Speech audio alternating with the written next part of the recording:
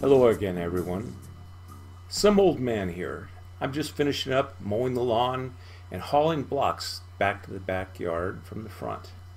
I know that's not very trendy or anything, but there it is. While I was doing it, though, I got to thinking Again? about the societal breakdown that our country is experiencing. No, not from the point of taking sides on political decisions of our elected officials. If you want that, there's enough of it out there on the internet. Go look for it. Anything I can say isn't going to influence you anyway. Instead, what I'd like to talk about is preparedness. I've been an advocate of disaster preparedness for years, since about 2008.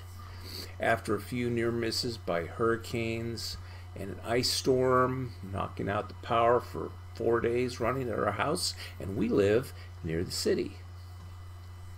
As new preppers sometimes do, I immediately stocked up on dried beans and rice, as well as started getting into baking my own bread and grinding my own wheat. Got a couple 100 pounds of wheat berries. Okay, that probably wasn't the best approach I could have taken to getting into prepping, but the idea was there. I've since improved my stores. I've used up that initial 60 pounds of rice and a few pounds of beans and replaced it several times, as well as accumulating many other long-term stores. No, I'm not up to the standards of the later-day saints, because I ain't quite going to live for a whole year or more with what I've got. I could probably do 6 months with a struggle, but that's a start. Disaster preparedness does not mean stockpiling a doomsday bunker. Some would make it that, although this is mostly due to Hollywood sensationalizing the prepper lifestyle. Instead, it means being ready for what happens. For me, in the South, this includes disasters that we've already seen. Hurricanes, ice storms, snowstorms, a power outage. In some places, these things are just what you live with. And on a small scale, these kind of disasters don't even make the nightly news. But if you happen to be one of the people who doesn't have electricity in the middle of a freezing winter night to heat your house and cook your food, you're going to notice it's an inconvenience, at least for you, and it potentially could be a disaster. What else could happen? If you live on the west coast of the United States, you might expect to see an earthquake sooner or later. Forest fire, anyone? Power outages are all the rage, especially if it's in the depths of summer or winter cold. Preppers used to be laughed at for talking about the potential for a pandemic. Who's laughing now? Supply disruptions? Hello, toilet paper. I wouldn't be surprised to see the economy completely destabilizing, and it seems social disturbances are now commonplace in the news.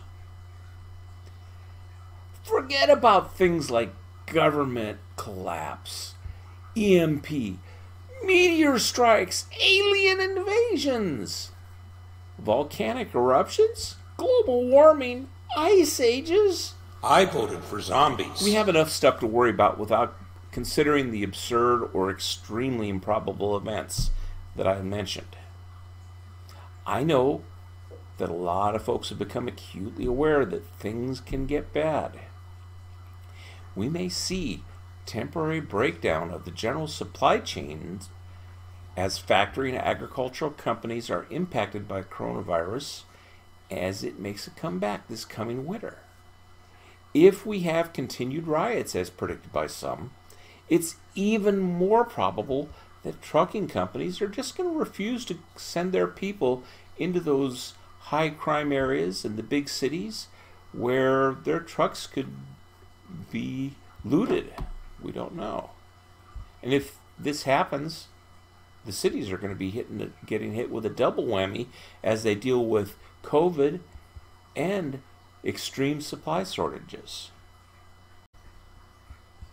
That said, what can you do? You need to cover the basics of Maslow's hierarchy. Remember that from school, don't you? This includes food, water, and shelter. Components of that include fire, Heat your house and cook your food. first aid, Gotta treat the injuries and remain healthy. security, What's mine is mine. and communications. I need to stay in touch with the outside world. If you live in a big city, get out if you can. If you can't, get ready. I'm one of those people who lives in Near. a medium-sized city, and it isn't practical for me to move out of my suburban home into the country. If you're stuck to, do what I've done if you can. I have tried to make my suburban home a little bit more independent each year that I've lived here. The backyard is a garden. Doesn't produce much most years, but I try. I've planted fruit trees and bushes around the house. As I mentioned, I've stocked up on dry and canned foods as well as laid in a store of water with a water filter to supplement that, a small generator, LP gas for the grill, and so forth can make all the difference in my comfort if the grid goes down and so forth. If you live in the city and haven't started stockpiling yet, you may be in a world of hurt if things go bad. But if you do what you can before things get bad, it may save your life. Stock up on that extra food, just a little bit at a time if that's all you can afford. One method is a technique called copy canning. Look it up, Google it. It's out there. Keep your car gassed up in case you have to make a run for it. And if you do it before everybody else does and the freeways get packed. Pack an escape bag, AKA bug out bag. so you are able to grab something if you do have to run. Hopefully you have friends or relatives somewhere out there in somewhere less populated that you can go to. Because if you just go out there with the masses, you might have problems anyway. Also, if you don't have some means of defense, well, gun stores are pretty much sold out, even if you're allowed to get a gun wherever you live, and the ammo situation is bad or worse. I even wonder about the availability of baseball bats sometimes. Sorry to be negative. The time to begin preparing was 10 or 20 years ago. I wish that I had bought a place in the country instead of a house in the suburbs back in 2001. But it is what it is. As we get closer to SHTF, it costs more to correct this error. And I don't have those kind of bones. Some do. The wealthy or built bunkers in country estates or even on private islands.